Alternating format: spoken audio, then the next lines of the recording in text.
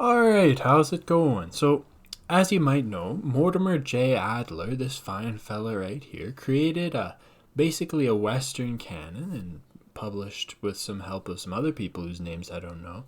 A couple of great editions of the great books of the Western world. Now, here on this YouTube channel, I'm interested in learning about and talking about world literature. And while it's not necessarily going to follow a strict canon, it's certainly relevant to us to ascertain, which are at least approximately the works that we're going to aim at. And it's my estimation that the kinds of works that Mortimer Adler selected are going to constitute, maybe just under a third or a quarter of the scale and scope of what we're going to look at. He completely, missed the European Middle Ages. Obviously, the scale of it, the scope of it is just Western stuff, so he's going to be missing the great traditions in Persia and India and China, among others, and that's just not good enough for me. However, there's still some really good stuff here, and I just wanted to go through. This is the stuff from his first edition. I know that there was an updated edition with like some more stuff on it, but just for simplicity's sake, we're just going to look at, I don't know exactly the number, the 57, 54 some odd books that he published in the first set of the great books of the Western world. With a few omissions just on my part, if there's somebody that I had never heard of, or I know that he does, there are a number of scientists that, if I'm perfectly honest with myself, I'm either not going to read or I'm just going to have to make an effort to learn science. And I don't know how to do that. Maybe we'll figure that out one day. But yeah, I do kind of disagree, I think, with a lot of the outlook, at least in specific, of Mortimer J. Adler's worldview, which I don't understand because I've never read anything that he wrote. I saw an interview where he dissed Wittgenstein, and that made me not like him. But all the same, there's still some really good stuff here, and I'm mostly joking. I'm sure he's contributed some great stuff. Let's stop rambling. Let's start rambling some more about some more specific thing. All right, so first you have the Iliad and the Odyssey. I guess I'll just take a moment really quick to explain the tiers. The 4 tiers are best, will read, interesting, and garbage. So the way this works is that obviously I haven't read all of the great books, so unless I have, it's going to be organized based on how much I want to read them, how important I think it is to prioritize, to get around to it. Homer's going to be up there, and I'll basically be qualifying it as whether I think it's really truly one of the most amazing, most beautiful works out there, whether I think that it's important enough that I probably am going to read it eventually if I haven't already, whether I don't know if I'll read it, but it's certainly interesting and it's maybe worth knowing about, worth keeping an eye on, and maybe if there's time or there's a reason to, maybe I come around to it or something similar. And then the last tier is garbage. No matter how smart they might have been, some of it's probably just some horse shit. So, Iliad and Odyssey, Homer's, he's got his own film coming out pretty soon. He's, talks about a boat. I haven't read the Iliad and the Odyssey, certainly not in full yet, but I've recently got some nice editions of it. I'd like to get around to it, maybe in the next year or two. We'll see. Next up, we have the Greek plays. So this is just kind of throwing all the Greek playwrights together, both the tragedies and the comedies. And yeah, I would say that certainly taken together, these are definitely worth reading. I don't know if I'm going to necessarily read all of them all the way through, at least not anytime soon, but I certainly would be interested in especially stuff like Oedipus, the Bacchae, I think that's how you say it, something or other, or a few things from Aristophanes. I don't know. There's some good stuff in there. Everything that I've read from the Greek playwrights so far has certainly been really, really powerful and really, really beautiful. I think so far that's only Antigone and the Oresteia. The Oresteia especially was like this dark, beautiful, nightmarish fever dream about the origins of morality and law. Really, really cool stuff. I would say that the Greek plays are going to at least go to Will Reed. You could argue higher, but then this whole list is going to be up at the best. So we're going to be kind of strict and say that, yeah, I'm probably going to get around to at least significant portions of the Greek tragedies and comedies, and I think it's pretty much worth the time. Next, we have Herodotus and Thucydides. So obviously, these are both great historians and everything else. For me personally, I would prioritize Herodotus over Thucydides just because I'm more interested in hearing about the subject matter that Herodotus covered than I am about Thucydides, although I'm sure that Thucydides' stuff is still really beautiful and really important. I think that the older stuff is sometimes, not all the time, but sometimes the more mysterious and interesting it is to learn about. So my impression is that since Herodotus covers stuff about like the Persian Wars, rather than Thucydides' Peloponnesian War, to me that older stuff is cooler. But I also understand that Thucydides is understood to be just, an amazing, amazing writer. So that's certainly worth considering as well. There is a scholar called Tom Holland, not to be confused with the actor, who has a YouTube video where he discusses, I guess he translated Herodotus. And in that, I guess, kind of public lecture kind of thing, he really, really emphasized how beautiful Herodotus is as a travel log, as well as a historian. And I think that in particular kind of got me more excited about Herodotus as well. So yeah, obviously this is all subject to change a little bit. This is just my own limited whim and curiosity. Hopefully you guys don't take this too seriously. Next we have Plato and Aristotle. I personally think it's going to be hard to put them anywhere but in the top tier. Plato for sure, I think I actually kind of find fun to read just because there's that dramatic, poetry almost element of it, with the dialogues, people talking to each other back and forth. For that reason, I might almost put Aristotle down just because I don't know if I'm going to really get absorbed and lost in Aristotle.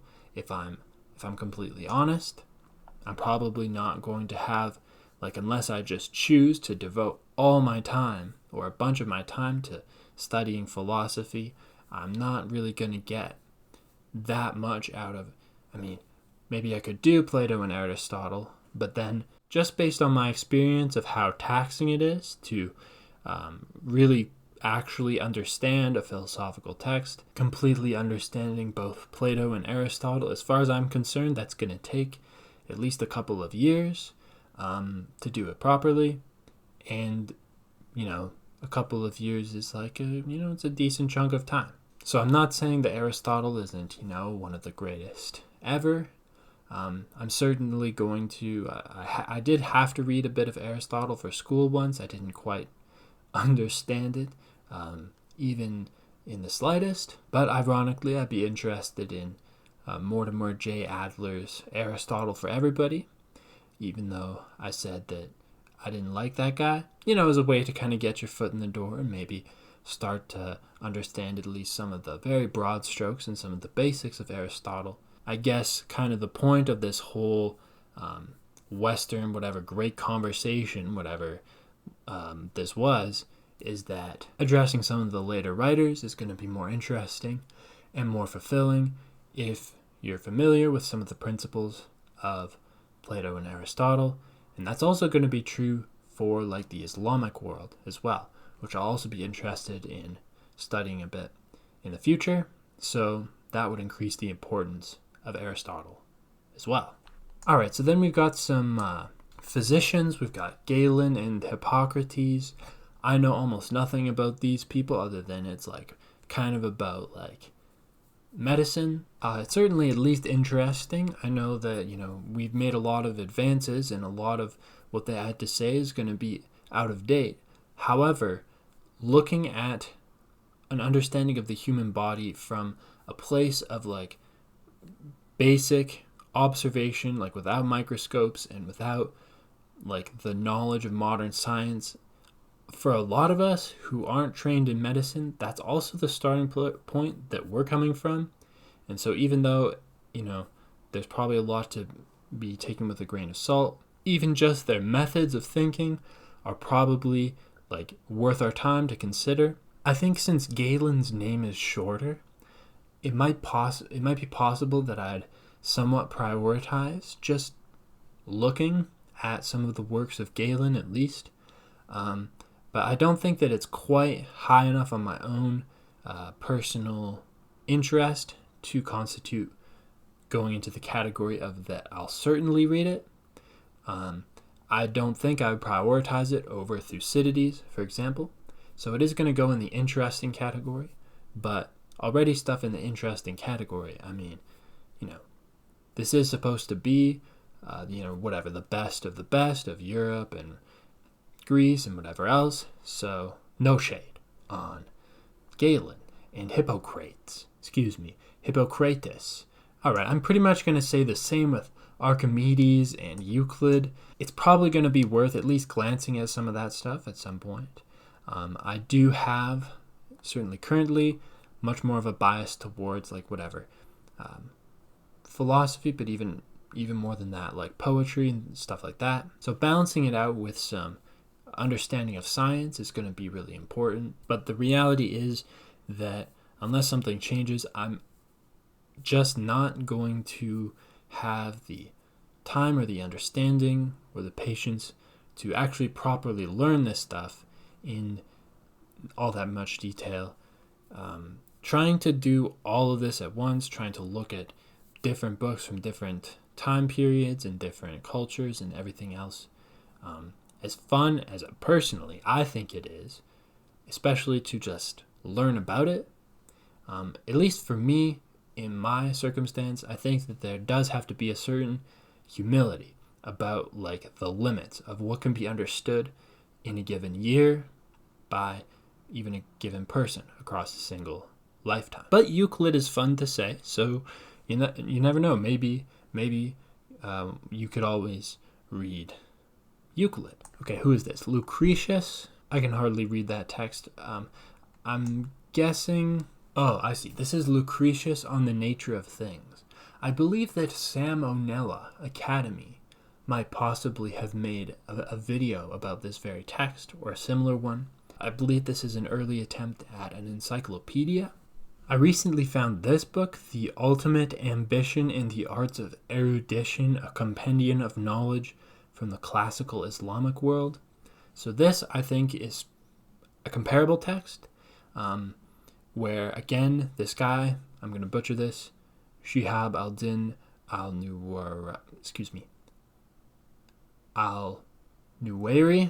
I still probably mispronounced that. From what I understand, this is kind of like another attempt at a encyclopedia, but instead of from the old and tired Roman Empire that I'm personally sick and tired of hearing about, this is from the classical Islamic age, which for at least people like me who grew up in Canada or some other Western country might actually be a bit of a breath of fresh air.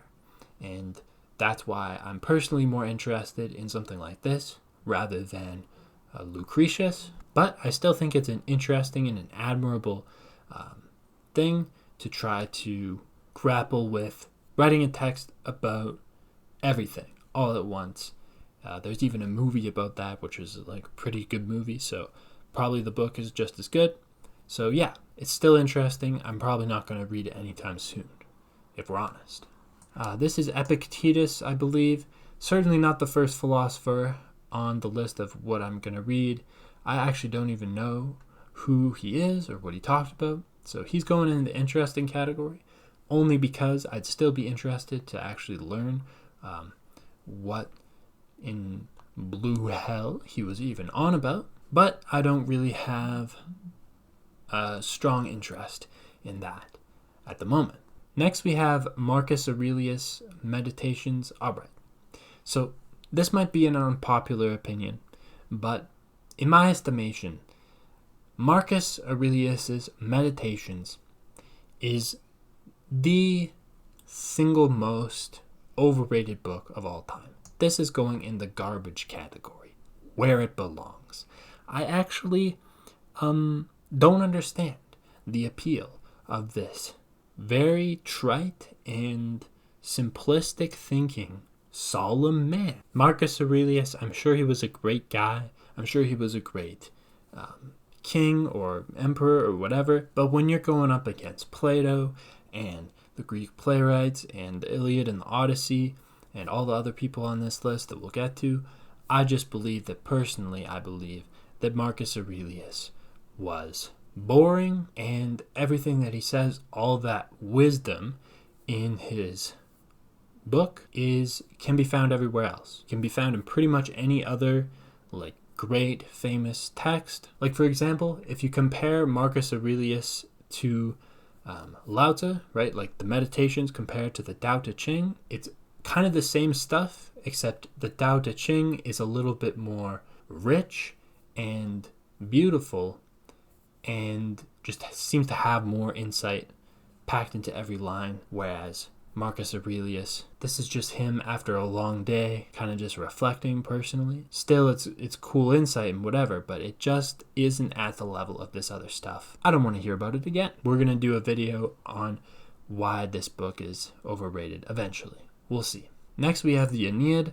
I'm going to put that one up there with Homer and Plato. I was going to try to read the Aeneid maybe like a year ago. Turns out that it's like easier said than done, but I still think eventually I would like to get around to reading the Aeneid. Somewhere I heard, I don't remember where I heard this, some lecture or something, where, I don't know, the 7th or 8th book or one of the books of the Aeneid was being read to like the Roman court, some people in the Roman court, and it was like, according to this account, that I don't know what account this is, it was bringing people to tears. And I think that's really cool. So, I'm excited to read that one day. Plutarch's Lives. I think I had to write an essay about one of the lives. I think it was some Athenian statesman. I forget his name off the top of my head. This was a long time ago. I think that Plutarch's Lives is interesting. I'm going to put this like almost to the level of Thucydides. It's still just in the interesting category, but for some reason my brain sees it as kind of an accessible text. I have, I think, a half-decent edition of some of the selections from it, and I don't know, it seems like a pretty decent way to just introduce yourself to a little piece of classical Greco-Roman history by just focusing on one person. I think it sounds interesting, but just interesting. It's not going to be up there with Aristotle. Tacitus, the Histories. I don't know, this could change. I'm not super interested in reading a bunch of historical biographies, and I know we were just talking about Plutarch, but that's the thing. We've already got Herodotus, we've already got Thucydides, we've already got Plutarch. I'm really open and interested to learning about history, but as much as that's really, really great to do with like a historical text that's expressly written for that purpose, it's also true that sometimes just reading the poetry or the letters or looking at other primary sources that aren't like intentionally trying to portray themselves somewhere to antiquity, sometimes that can be like just as rewarding, if not more so. At the same time, it's still kind of on my radar. A lot of it might have to do with me just not knowing very much about it. So Tacitus's Histories, that's great. I think part of it is that with the Latin authors, I'm personally going to be a bit selective about how much time I put into it, just for my own interest. At least at this point in time, I'm most interested in Virgil, Horace, and then maybe Cicero, and then after that, I think that might be all I care about, at least for the most part, for the time being. Who knows? Maybe I'm missing out on whatever. What was this? Tacitus, the history. Ptolemy's Almagest. It's interesting to encounter this again after I very briefly researched it for this kind of, I think, confusing video I made about Katamari Damacy over on the main channel. So Ptolemy, kind of, I put it in the same category as Galen. So again, it's going in the interesting category. I might even put it above some of these other, some of the ones we just discussed. Yeah, some outdated stuff about the stars. Probably stole half of it from the Babylonians, at least indirectly. But yeah, sure. What's this called? The Almagest? That's a cool name for a book. I probably couldn't have come up with that. But yeah, this is Ptolemy. I think along the same lines you have this is a collection of the dawn of modern cosmology. So this is going to be stuff I think Copernicus, Galileo, Newton. In the Great Books collection, I think they had I don't know. I don't even know all their names, but they had Galileo in there. They had Copernicus. Again, I think I've already said this, but kind of along the lines of this other scientific work. It just might be one of the things that if I'm going to properly learn about it, I'm not going to learn about Euclidean geometry, Renaissance or medieval cosmology and ancient cosmology, and read Hippocrates and Galen or Hippocrates or however you say that and Lucretius all at once. Eventually that's just going to be too much. So that's why these kinds of texts are all kind of grouped together. Yeah, if I looked at this stuff, I'd pick one, right? I'm not going to look at all of this stuff, at least not anytime soon. So now we have a philosopher, Plotinus's The Aeneid. So this is the famous Neoplatonist text. I've heard some really good things about this. Some people speak very highly of it. As far as what I'm interested in studying in philosophy, it's not going to be on the highest list of the priorities, but it might be interesting on some level, at least to learn a bit more about it. I'm certainly much more interested in reading Plato than Plotinus, and it's not even close. Okay, St. Augustine of Hippo. Finally, we have something that I'm actively, definitely going to read eventually. The Confessions and the City of God, at least. I think this is some interesting stuff. Like a lot of people, I was raised Christian, so I do have the Christian worldview, but I never actually properly learned very deeply about the history and theology of Christianity. And even though I personally, this is my opinion, believe that it's pretty much time for us to move on from this faith, or at least to very heavily reform or revitalize it, because I think that in its current form, at least here in North America, I don't think it's up to snuff for what it's supposed to be. But returning to some of these great saints and great, this is part of the problem, I think, with Adler's list, is that he left out a lot of really important Christian thinkers and a lot of the beautiful medieval mysticism and other stuff that the Christians were doing in the Middle Ages. It's often forgotten that even before the Renaissance, these people were keeping the classical tradition alive, at least in some respects, through their scholarship and through their learning Latin and even Greek sometimes. So some really underrated stuff there. Augustine of Hippo is certainly going to be worth your time. Ironically, the only passages from Augustine I've ever read, I really didn't like them, but I think I was kind of reading them out of context, and I would like to go back to it and give it another shot. Okay, Thomas Aquinas. Thomas Aquinas might be more interesting or as interesting, but I'm going to put him into this category in that I'm not going to prioritize reading Thomas Aquinas just because it's so dense. There's so much of it. In all honesty, unless I really, really decided that I became fascinated with Christian theology, the reality is that I'm not going to be able to absorb that properly, except maybe in small passages. It's probably not going to be worth my time. So Dante, particularly the Divine Comedy, this is going in the best of the best. I think that Dante's The Divine Comedy is absolutely beautiful. I listened to an audiobook of it about a year ago, and I read the Vita Nuova a few months back, and this stuff is just so beautiful.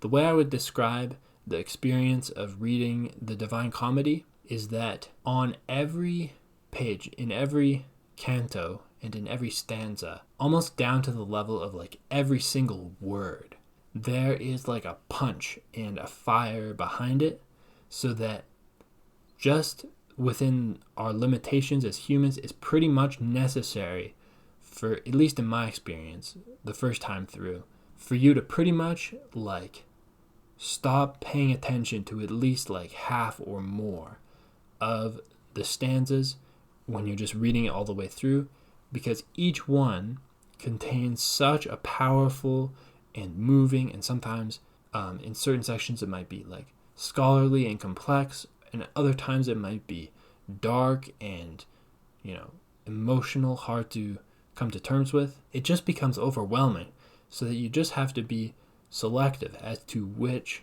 insights and which stanzas you actually reflect on. And so even though I've listened to an audiobook of it pretty much all the way through, and also read or tried to read the first part of at least the Inferno a few other times, I'd almost put it on par with, like, I've read the Coles Notes of the Divine Comedy, just because I really only got a general sense of the story. The insights and the beauty of each of the stanzas and lines, it was just overwhelming to be able to absorb that all on the first go through. Some really beautiful, beautiful stuff. Chaucer, I might put Chaucer in the interesting category. I've heard actually some negative things about Chaucer recently. My only impression of him was during university when we read, I think it was The Miller's Tale, and I found it to be very amusing and very funny. And so I think it's cool when you go into some of these older texts and you find a lot of like relatable humor, stuff that isn't as antiquated as we might think in our heads when we're given these, cartoonish pictures of the Middle Ages. So I'd be down to read some Chaucer personally, but still I'm probably not going to prioritize it very highly. So it goes in the interesting category. Machiavelli's The Prince, I'm going to put this in will read. I read it a long time ago, and I don't think I really have a good grasp on the specifics of what he's trying to say. My impression was that, at least when I read it, this is probably 2 or 3 years ago now, I felt like he was getting a bad rap as being like this super cruel, grouchy guy, when, at least when I read The Prince, the impression I got was that he was just talking about game theory.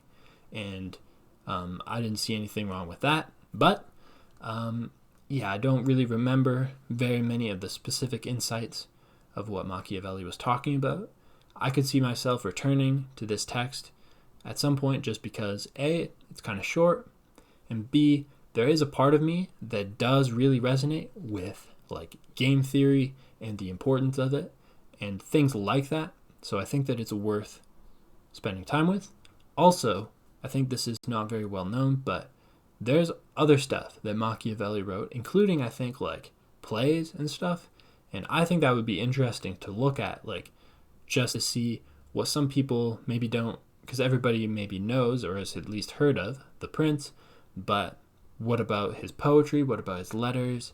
Does that change our opinion of him? Who knows? Maybe they wouldn't end up being worth our time. Maybe they'd be like below average plays or something. But I just think it's interesting. I'm curious to learn a little bit more about this person. Has his reputation been unfairly cartoonified? Or am I the one who's actually kind of wrong, and actually, if you read closely, actually he is kind of an asshole? Who knows? Hobbes's Leviathan, I would compare that actually with Machiavelli. Again, it's about like that logical like exchange of what each person's motivation is and what they're going to do. It's almost like the Leviathan is a much more rich and further developed philosophical work than The Prince, with like a much wider scope.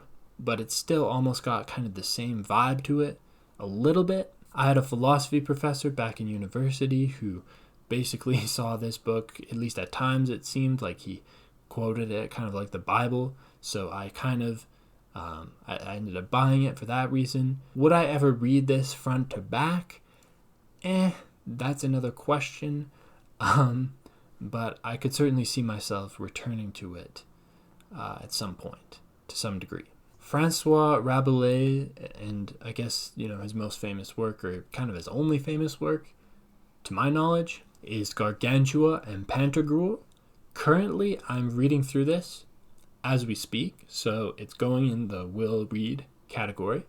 I don't know if I would put it at the best of the best, but so far my impression of it is quite positive. I have certainly very much enjoyed the humor and the playfulness of this text. I think that its ability not to take itself seriously is really, really, I think, underappreciated and underrated, and not enough people and books, in my opinion, have this capacity to kind of make fun of themselves and just be playful for the sake of being playful. I'm into, I think, the third or the fourth book, and what I will say, I think it's the fourth book, and by this point, there are some patterns, there are some recurring ways that Rabelais does humor that are a little bit, maybe possibly getting old. He does a lot of these really elaborate lists, and he'll go off on these tangents of explaining a lot of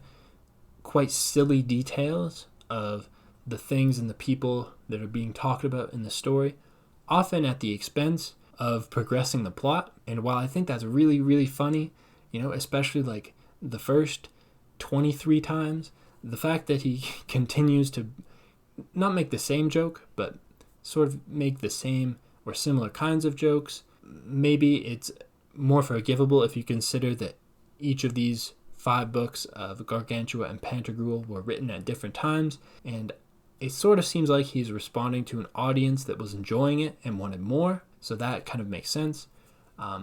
But I think this is a really underrated text, a really, really fun adventure with all kinds of ridiculous humor, all kinds of inappropriate humor, and then philosophical insights on the next page. I really love humor. I think it's really important, so I'd almost put Rabelais up there, but I don't think that it's quite at the level of Plato and Dante and Homer. Again, there are some points that I think that maybe the humor is a bit repetitive, but hey, I also haven't finished it. Wherever the plot's going, I'm also kind of curious to find out, okay, so they're on this big voyage now, I kind of want to see where that goes, so maybe my opinion of it will change when I can look at the whole text in the whole, in its entirety.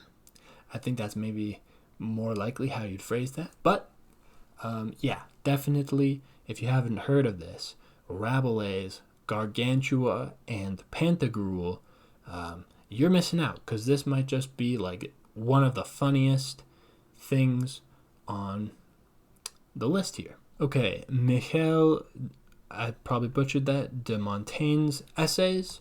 This is going in the will read category. I think I have a pretty nice edition, at least of a selection of these, that I'd like to get to at some point. Don't know very much else about them. Again, when I did open a random page and start reading, I found Montaigne, or however you say that, to be rather cheerful, and I certainly appreciate that.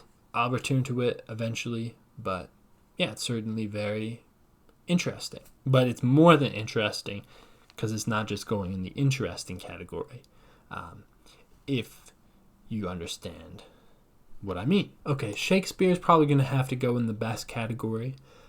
Personally, I don't know if it's going to be feasible to read the complete works of Shakespeare. I think that's just going to be overwhelming for pretty much any person, although for those who are interested in trying that, I certainly admire that. For me personally, I'm most interested in reading, just off the top of my head, Hamlet.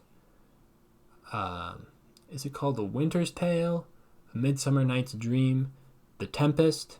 perhaps a few others, and then returning to some of the ones that I've read, either for school or just on my own that I really enjoyed, including All's Well That Ends Well and As You Like It. All the other Shakespeare plays, probably I just won't have the time, the energy, or the capacity to get to them, at least not anytime soon. I was listening a little over a year ago to a dramatization of As You Like It, and this I compare with Dante, where every word just has something behind it, and it's very, very beautiful.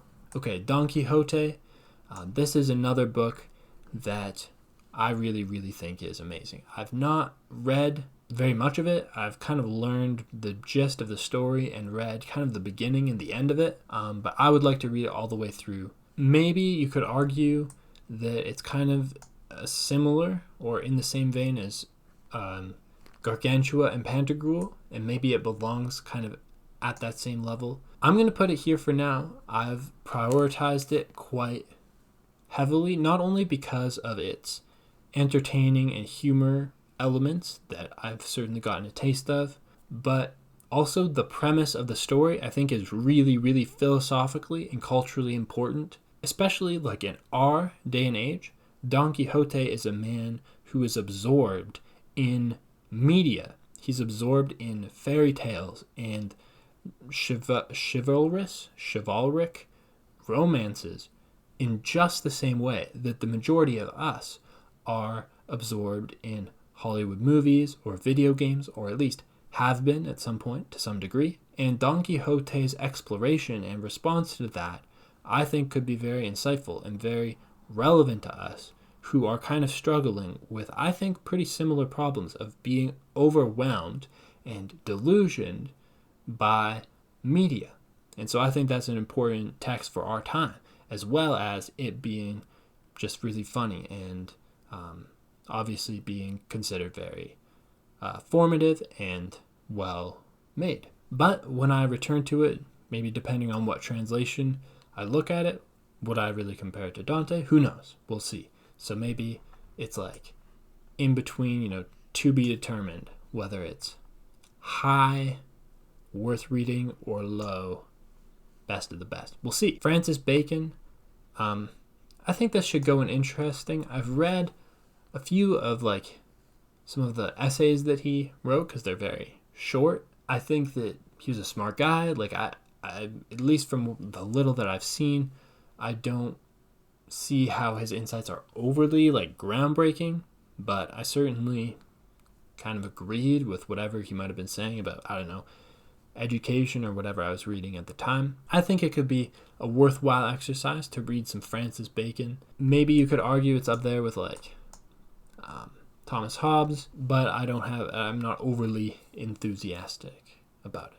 Maybe we'll come back to that and see if Hobbes or Bacon gets moved down or up or something. Maybe not up, but we'll see. Descartes. So Descartes is, as I understand it, very important, very influential. I'm not sure how much I would prioritize reading Descartes, at least for me. I kind of don't care about it that much, even though maybe you should. When I look at this interesting list, Thucydides, Chaucer, those names I think are more exciting to me to try to read than whatever Descartes was putting together. So I don't know. Again, maybe does Hobbes belong down there with Bacon as well? Machiavelli is only up there because his stuff is kind of shorter. I don't know. I think for now, we'll leave it how it is, and we'll have Descartes kind of in the interesting category. Obviously, his stuff is important, but again, with this philosophy stuff, okay, you're going to read Descartes. For me, that means, okay, what philosopher that's also really beautiful and important are you then not going to read? I'm going to put the Ethics of Spinoza pretty high up, the will read category. Actually, I might put him really high up. Maybe we can reorganize this later. But I've tried to read the Ethics before. It was really hard. I couldn't wrap my head around it basically at all. It was a struggle. But I've been really intrigued about everything that I've heard about Spinoza, and so I would like to try again. Basically, that's where that is. when we have, and I think most of us, if not all, almost all of us do, this limited capacity to actually fully absorb philosophical texts. Like, to put that into perspective, I read Nietzsche, like most of the works of Nietzsche, a couple of years ago, and did an honors thesis on Nietzsche, trying to wrap my head around Nietzsche. And yeah, basically, not just the time investment, but the mental and emotional investment of trying to wrap your head around seeing the world in a fundamentally different way. That took a couple of years, I would say, of like character growth to even be able to approach that. So that's why I want to be selective about the philosophers, if that makes sense. Spinoza is one that I might choose, along with Plato and maybe Aristotle and a few others. That's just my personal preference. Paradise Lost by John Milton. So I had to read this for school. I didn't read it all the way through, but I read certain passages, and this is also going to go in the definitely will read category. I really enjoyed what I read of Milton. I think it's a really culturally important text, Paradise Lost. I know there's other poems and stuff that he wrote. I personally, at least from my limited understanding, would not quite compare him to Dante.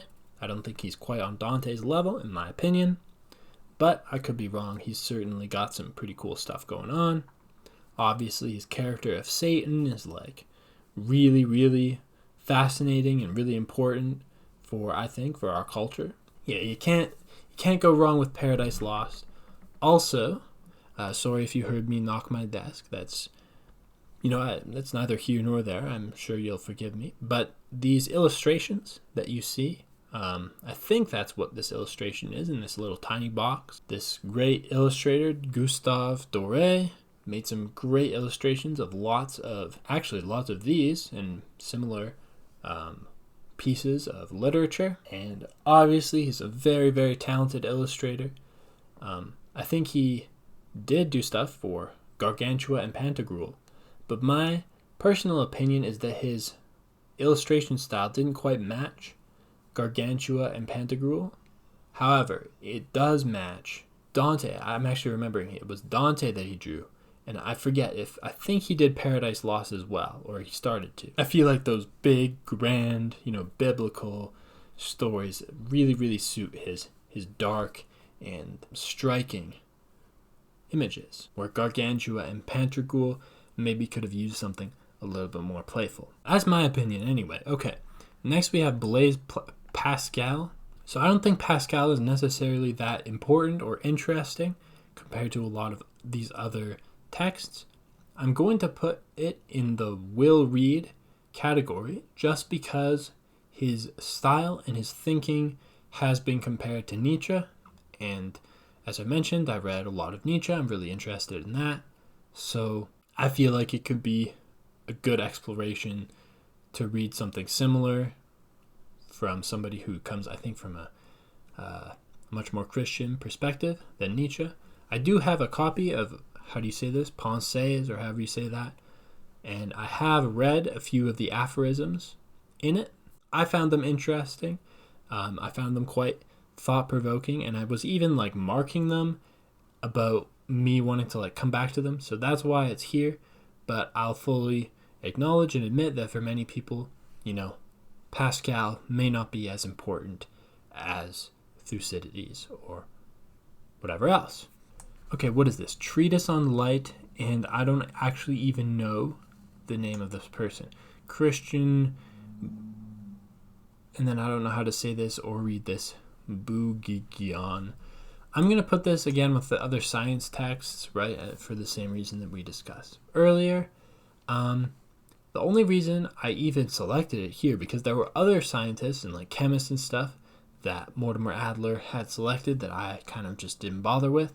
Because what am I going to spend another 5 seconds telling you about why they belong in this category that I'm not that interested in, despite the name of the category?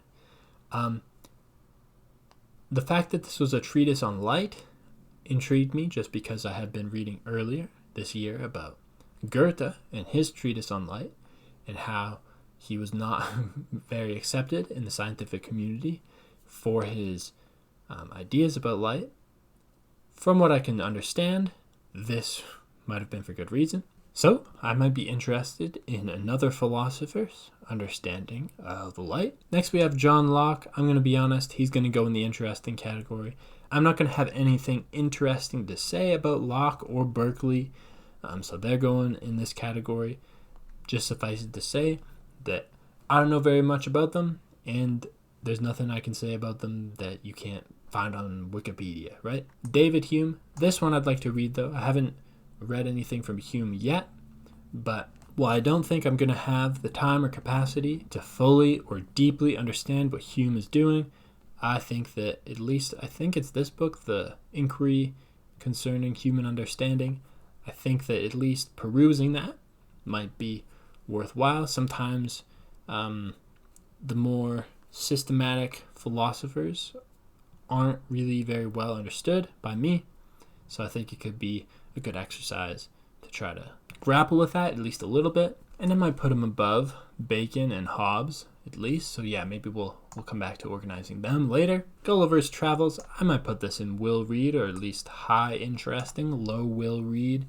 There are a number of these, adventure stories and stuff. I think we're gonna address a few of them here. In the English tradition of literature, I think Robinson Crusoe is another one that isn't included in Adler's list. I think what I'll do is I'll put this in high interesting because I know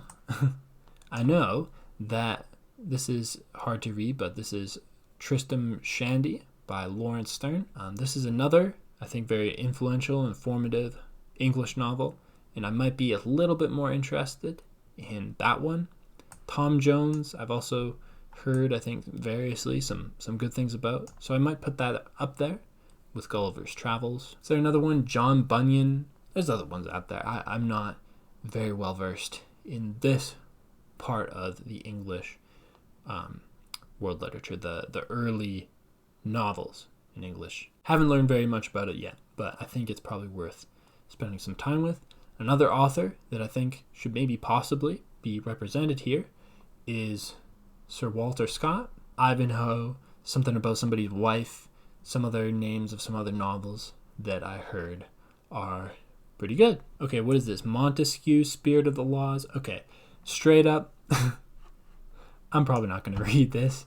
I'm not going to say it's garbage, but I'm sure that Montesquieu, I understand it. What was he? One of the French philosophes? Is that what he was? Bro, I don't know anything about this shit. I'm just going to be honest. Okay, Jean-Jacques Rousseau. Again, this is a philosopher that I might want to prioritize reading, but I haven't yet, so not going to be able to say too much about it. As you might be able to tell, I've been doing this for a while. I do not know how long this video is going to be, but I actually might just take a break so that I can talk about the rest of these, because there are still some interesting and important names that I'd like to address here. Alright, what do we happen next? Okay. Adam Smith. I'm sorry, Adam Smith. I'm going to put him down there with Montesquieu.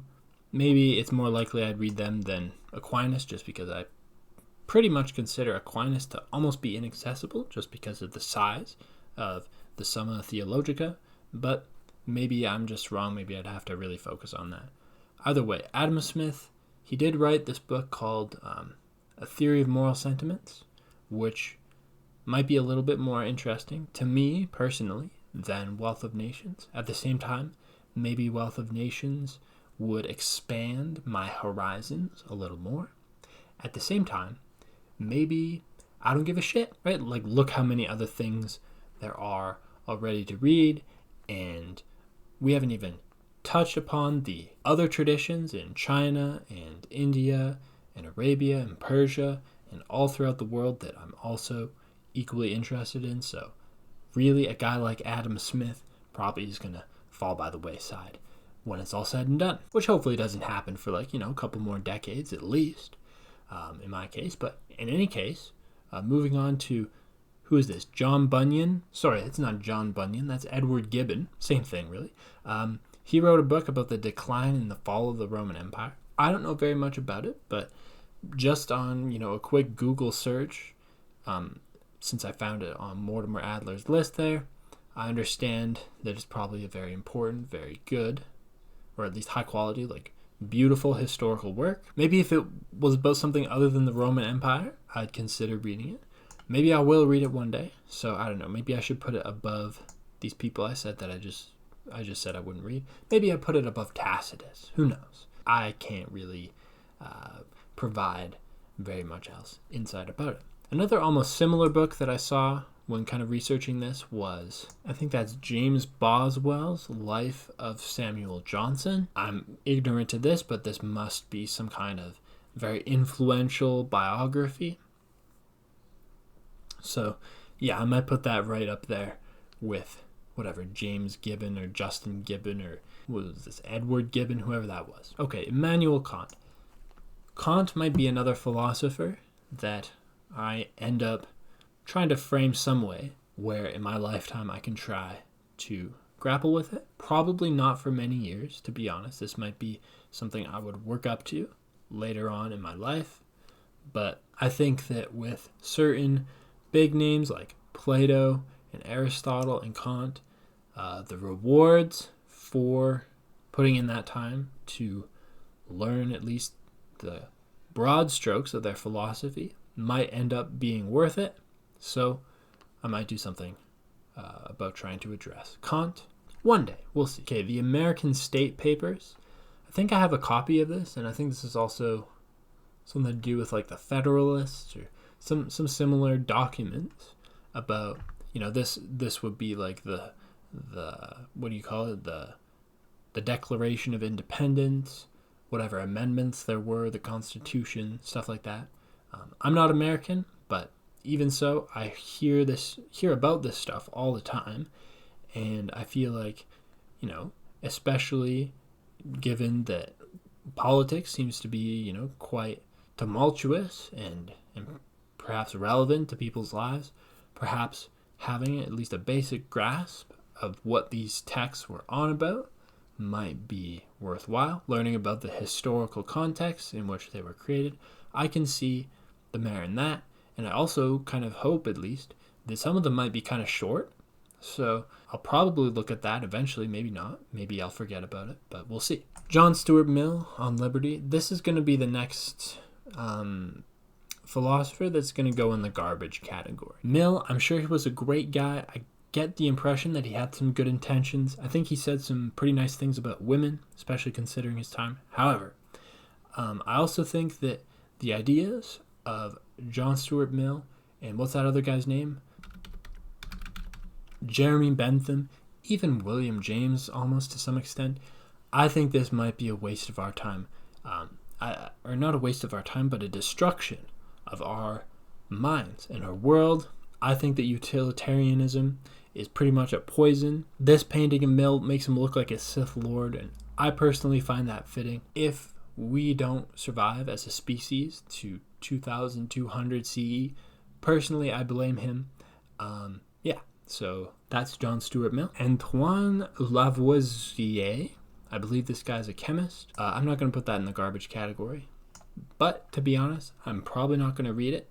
So that's probably where that goes, just in the very bottom of the interesting category. All right, Hegel's Phenomenology of Spirit. This is going to be one of those philosophical texts that I'm going to predict that I will not have the mental capacity for or the time to really address. I'm sure it's important. I'm sure it's interesting. At the same time, I don't believe either of those two things at all. It's probably a waste of your time. But if you've read Hegel, you can probably prove me wrong. So it's not garbage, right? It's above that. It's like a little bit better than garbage.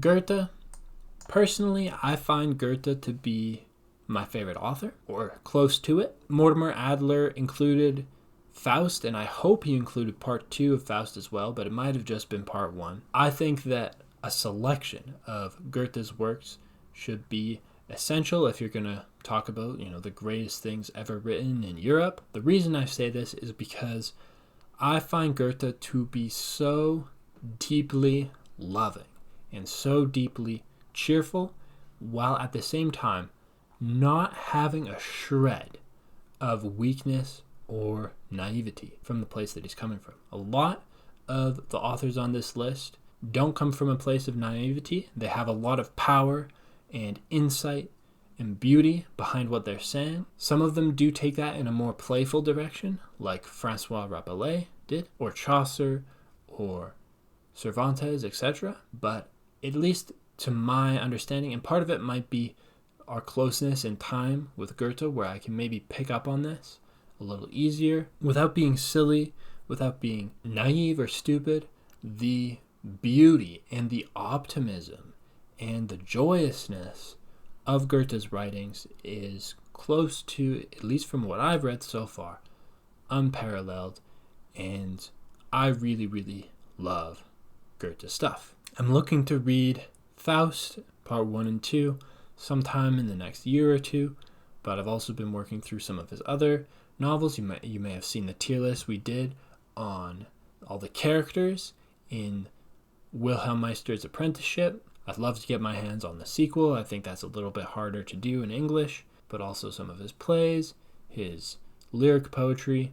The guy wrote treatises in science. We mentioned the Treatise on Light. Everybody knows him as well, sometimes for The Sorrows of Young Werther.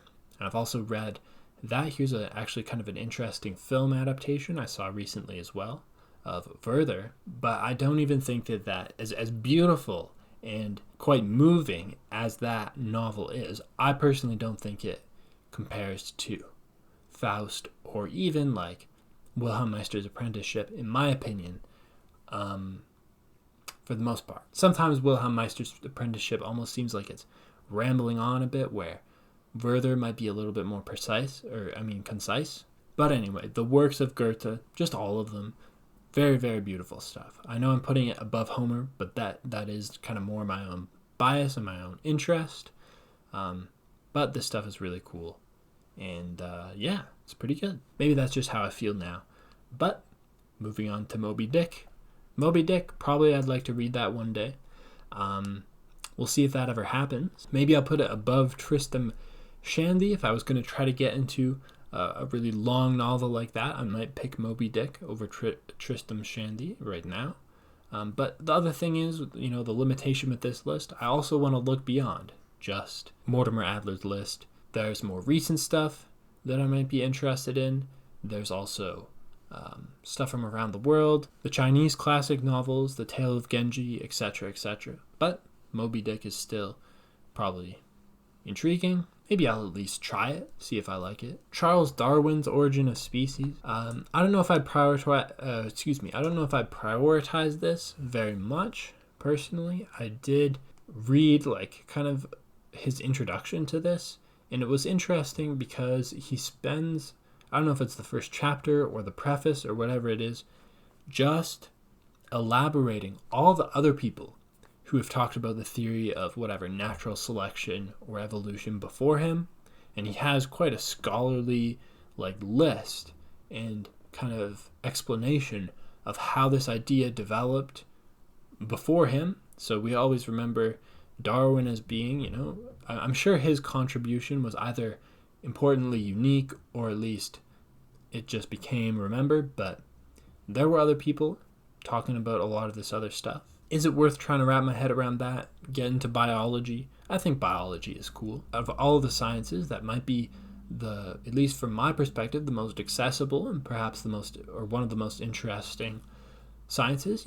Start a garden, take care of your health. I feel like that could be pretty valuable knowledge to have. I don't know if Charles Darwin in particular is necessarily going to help us get there, but certainly respect the man, Mr. Darwin, our Lord and Savior. Bow down and worship him without questioning any of it at all. Hopefully that doesn't make anybody upset. Okay, Das Kapital of Karl Marx. This might be the most important work that I'm not super interested in, or one of them. Maybe one day I'll become more interested in this, but I don't know. Maybe we'll put it above Darwin, right?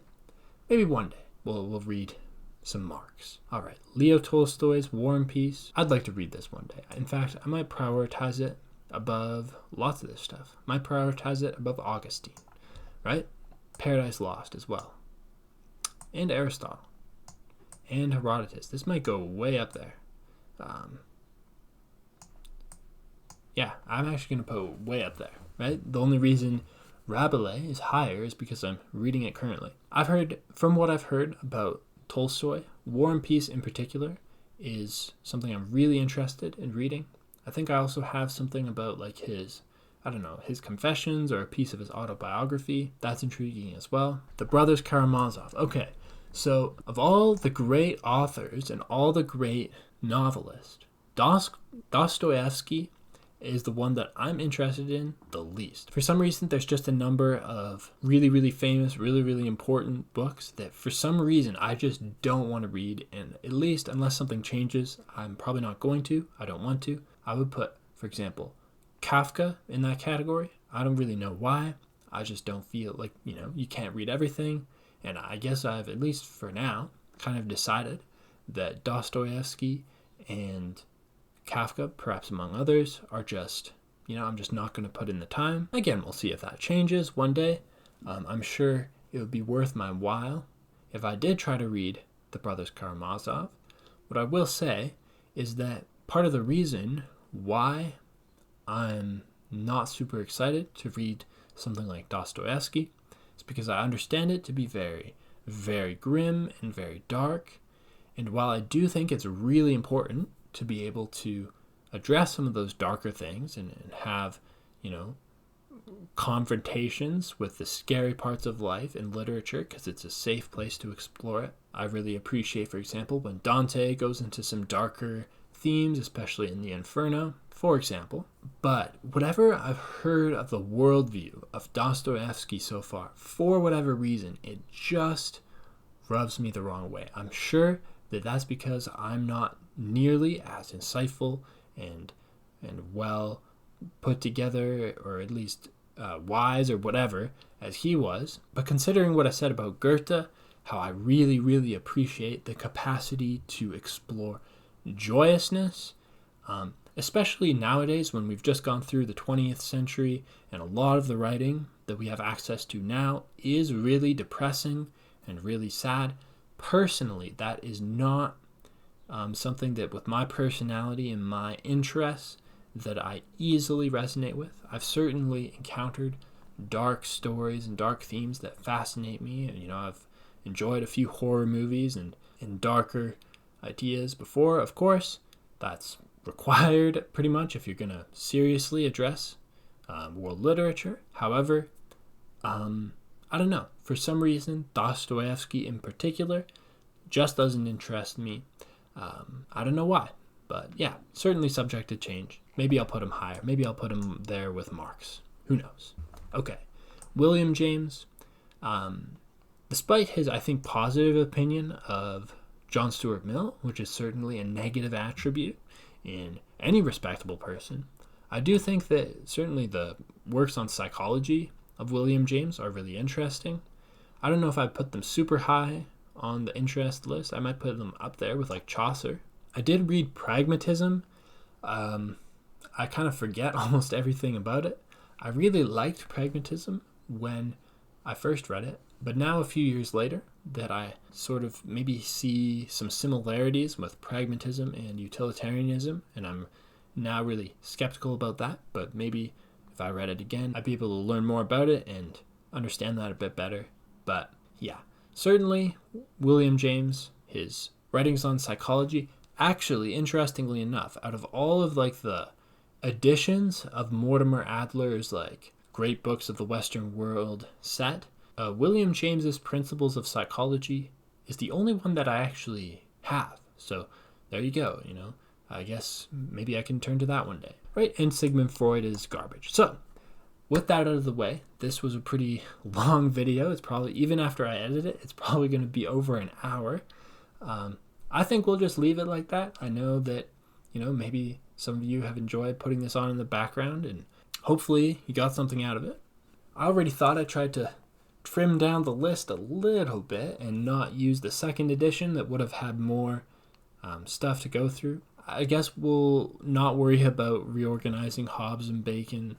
Like, realistically, what are we going to gain from that, right? I think we'll just end it here. Certainly, if you'd like to support what we're doing here, check out the full episodes of the World Literature Notes podcast over on Patreon, as well as some other bonus content. Thank you again if you stuck around this long, and I hope you have a wonderful day.